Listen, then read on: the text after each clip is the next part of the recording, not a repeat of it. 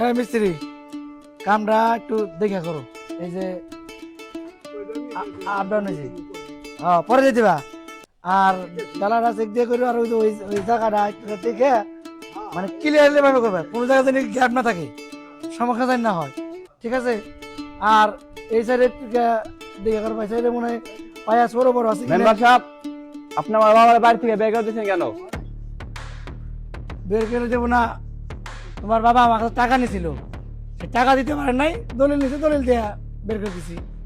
টাকা দিতে পারে নাই তাই বলে আপনি বাড়ি থেকে বের করে দিবেন? বাড়ি থেকে বের করে দেবো না মানে, আমার কাছে টাকা নিচ্ছে, টাকা দিতে পারে নাই, এজন্য আমি বাড়ি থেকে বের করে দিছি। কত টাকা নিয়েছিল আমার বাবা আপনার কাছ থেকে? তুমি এত কথা বলো কেন? তুমি কেমন বলা? হ্যাঁ, তুমি কি আসা? তুই বলতে বাপের কোনো খবর নাই, বাপের কোনো খোঁজ রাখো নাই কে? বাপে কি করে?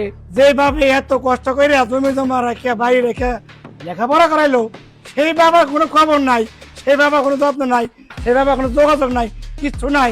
আর এখন এত টাকার গরম দেখাইছি। আমার বাবার সাথে যোগাযোগ নাই কি নাই সেটা আমার ব্যক্তিগত ব্যাপার, সেটা আপনার কি? আপনি কত টাকা পাবেন আমার বলেন, আমি এখন টাকা পয়সা দিয়ে দিব। 50,000 টাকা পাবো। 20,000 টাকা নিছিল, 2 বছরে সুদে আসলে 50,000 টাকা হয়েছে, আমি 50,000 টাকা পাবো। টাকা পরিশোধ করে দিলে কি আপনার কোনো সমস্যা আছে? ঠিক আছে, টাকা দিলে পারে আমি দলিল দিয়ে দিব, আমি আমার টাকা পেলেই হয়। আচ্ছা ঠিক আছে, আপনি আমার বাড়ির দলিল নিয়ে আসেন, আমি আপনার 50,000 টাকা এখনো দিয়ে দিচ্ছি। ঠিক আছে, টাকা দিলে তার সমস্যা নাই, টাকা দিলে আমি দলিল ফেরত দিয়ে দেবো। আচ্ছা ঠিক আছে, এই ধরেন।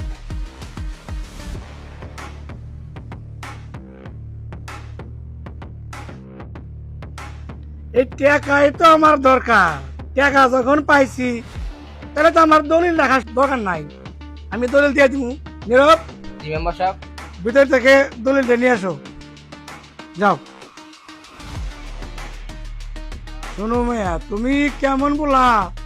বাপ হেরে বুলে কাছাকাছি, বাপ তোমারে এত কষ্ট করে ছোট কাল থেকে বড় করতে করতে আজকে তোমার লেখাপড়া করিয়া চাকরি দিল, চাকরি করাইলো, সেই বাপ রে তুমি বুঝলা গেলা। কেমন মানুষ? গ্রামবাসী তো তোমার উপর দীক্ষা জানাইছে যে কেমন বলা, যে বাপ না খাইয়ে নাই করে মেম্বার তোমার সাহেব, লেখাপড়া করাইছে। ও মেম্বার সাহেব, কি হয়েছে? বলেন তো মেলা কোনটা নিয়ে হামু? আরে ভুলাই গেছি, ওই যে আলমারির ভিতরে হ্যাঁ 3 নম্বর কোড ফাইল আছে।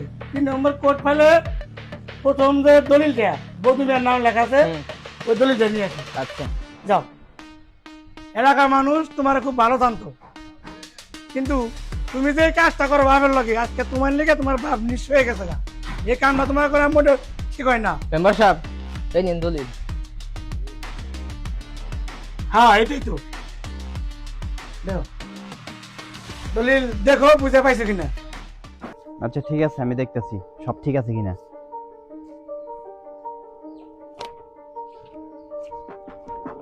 হ্যাঁ সবই ঠিক আছে। আর আপনার মতো মেম্বাররা এই গরিব অসহায় মানুষের উপরে এরকম অত্যাচারই করে।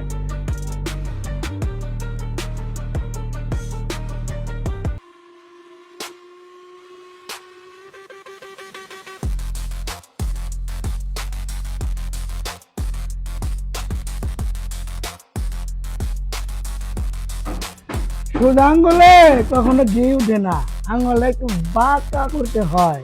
ঠিক আছে মেম্বার সাহেব, আপনি একটা মানুষই। ওই দলিল যদি না নিতাম তাইলে কে টাকা না পাইতাম। না তা তো দিতই না। দিলাম 20,000, টাকা নিলাম 50,000। লাভে লাভ। এইটাই তো কারিশমা। হ্যাঁ। আরে গরিব মানুষরা যাই করুক না করুক, আমি মেম্বারে তো টাকা করবে না আমার।